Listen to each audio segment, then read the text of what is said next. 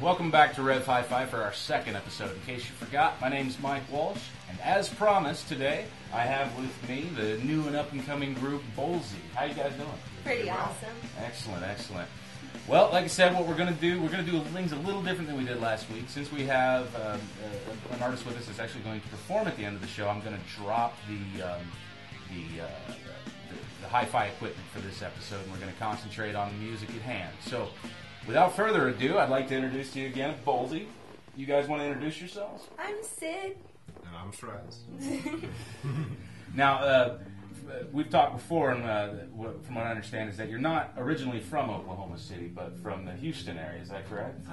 Kind of, but more Houston if you're from Houston. If you're from Texas, they just say Houston. I'm from Katy, one of those little outskirts. And I was born in Brookshire, but I was raised in Katy. How'd you wind up in Oklahoma City? Well, I came here, my grandfather, just business, so the whole family just moved from Texas here, and I loved it here so much, so I just moved here, between here and going back to Texas for high school, and then coming back to here, and everything went just back and forth between Texas and Oklahoma. I bumped into him in my his junior year of high school, and I just really liked him, and it was the end of the year, and he said he was moving back to Oklahoma City instead of coming back for the next year to go back to high school, and I had just met him within a week and he was leaving. So, he came back to Texas, he scooped me up on my senior year of high school, and he took me up here to live with him. So do you prefer Oklahoma to Texas? Right on. That's what Oh yeah, I still haven't been believe to Austin me. yet, Well, of course. Well, Austin's not the full Austin's spectrum of Texas, but but I like it calm, so I couldn't imagine it being too much better. yeah. So, how did you two decide to actually start making music together? I mean, we were both musicians. I grew up musicians. I started piano in kindergarten. From that to guitar. From that to bass. From that to just thing after thing. And we're pretty much solo musicians alone, and then came together, and all of our stuff meshed fairly well. So why not do stuff together instead? And so, I played viola since 6th grade all throughout high school, and never really thought about singing until me and my friend Natalie were doing a little bit of punk songs together and stuff, and Taylor looks at me and he says, you know, you could do a little bit better than that. And I started singing. not particularly better. I just said those are great lyrics to not be screamed in. So, Yeah. try it to something a little calmer, and you may get your message across. So me and my best friend kind of split up for a while, and I just started acclimating to his style a little bit, and started singing with his guitar a lot, and it started to click. You guys have a show coming up this Friday, I believe, February 8th. You want to tell us a little bit about that? Yeah, I mean, we were. I guess you could definitely tell that when you made it happen. I didn't make it happen. I was walking down the street during last month's walk, and I bumped at the plaza, let me inform, and this woman with two other women carrying dogs, two of them poodles, were very interesting looking, and I walked up to them with my CD and I said, hello, my name is Sid, and I'm playing with a couple other bands, Bad Granny's Bazaar.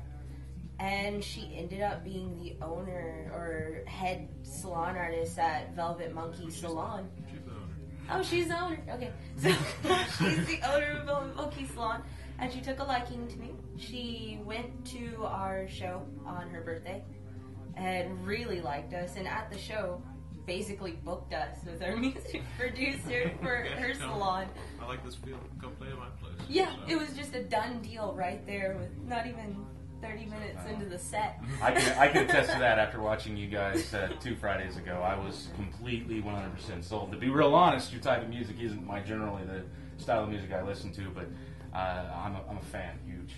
Thank you. Right now, I'm your biggest fan. I will say that. Anyway, you guys brought a couple of records that you want me to review on the show, 2 of which that I'm not very familiar with. I actually have heard one of them. The other I have only seen one video from, which I did enjoy. You want to tell us a little bit about what you brought with? It's Nagusa Gas, and it's Every Year is a Star. And this record was lent to me by my beautiful manager, Hogan, who is my neighbor, who bumped into us and is actually the one who told us, hey, you guys play music together nicely.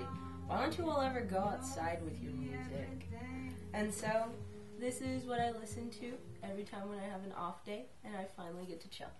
Because it's just the beautiful, sunny day music you could ever receive. And you get to tell them everything about yours. And people always ask me about where I came from in my hip hop. Now, mind you, like I said, I was raised on country music. I actually was told, like one of those kids, like, no, rap's the devil. You can't. If it came up in conversation, you don't listen to that, right? You know you go to hell for that, right? yes, no. And so I finally I picked up on some Lupe Fiasco is what got me into it, and I really started writing when I found some Madvillain, MF Doom, JJ Doom, any alias he wants to go by, he's the king. Yeah, he knows how to spit it, and he knows how to deliver it, and he showed me a thing or two on how rhythm goes and how to deliver it and get your message across with just, every single last syllable, just down to it. That's fantastic. I can't wait to listen to them. So that's what I'm going to do right now is I'm actually going to take my time, take a good listen to them, and we'll be right back, and I'm going to actually review them for you and give you my take on it. Stay tuned.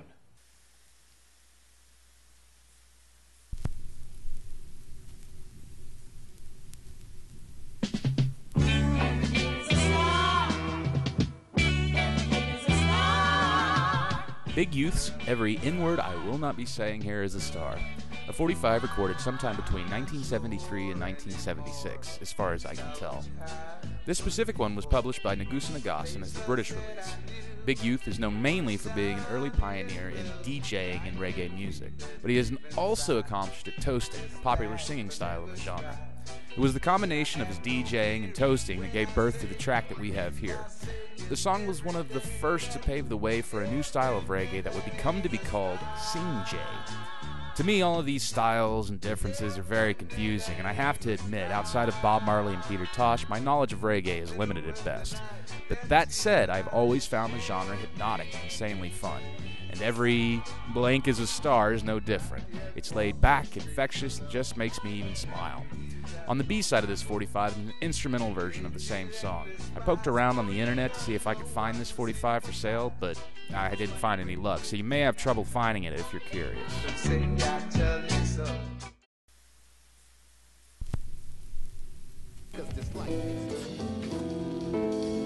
Two, 1, 2.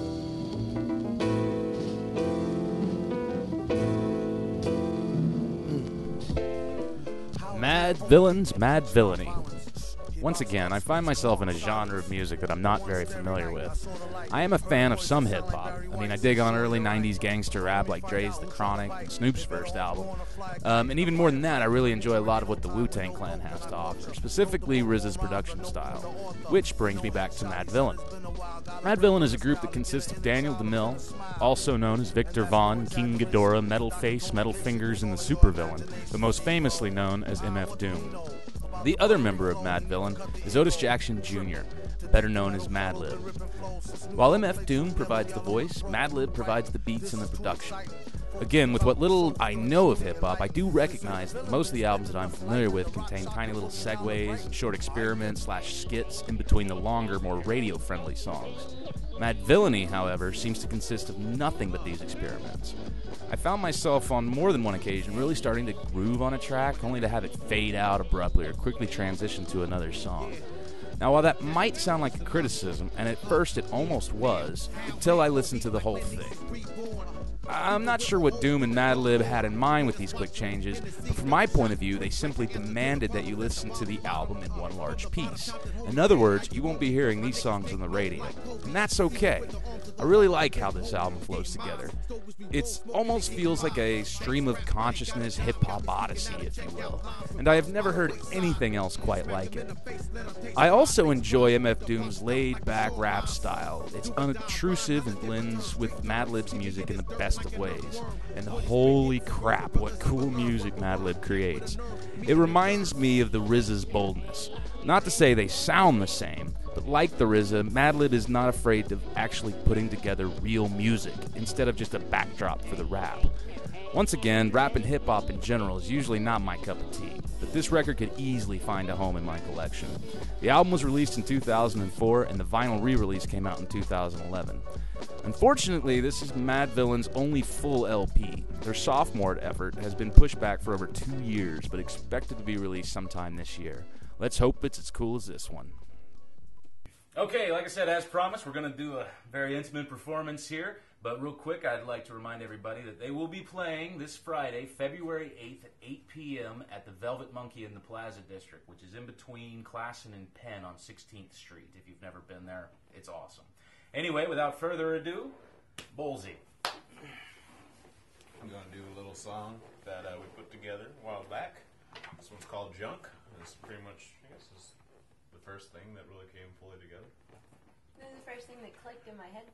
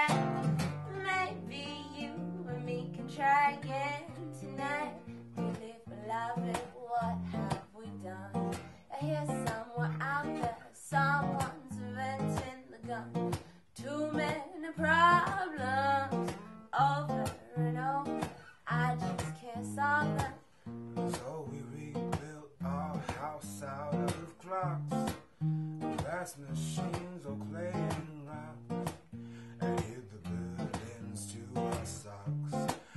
So at least we'd be able to walk pleasantly together when we both know the only place we deserve to go now is hell. But oh well, we'll ran our souls to the earth and yard. It's so gorgeous as we are. That's a race to has us far. There is no man to know us now. Now and then thought we knew somehow. It's always wrong and it always was. Overlooked everything because there is no us. To the ground where at least I'll be safe and I'll be sound.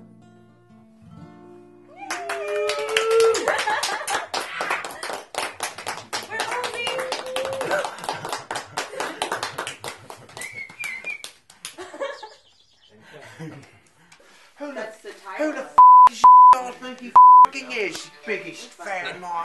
The title God of it damn is it. the full You title. think I'm a why do you meet our fucking attorney? Son of a It's okay, because it's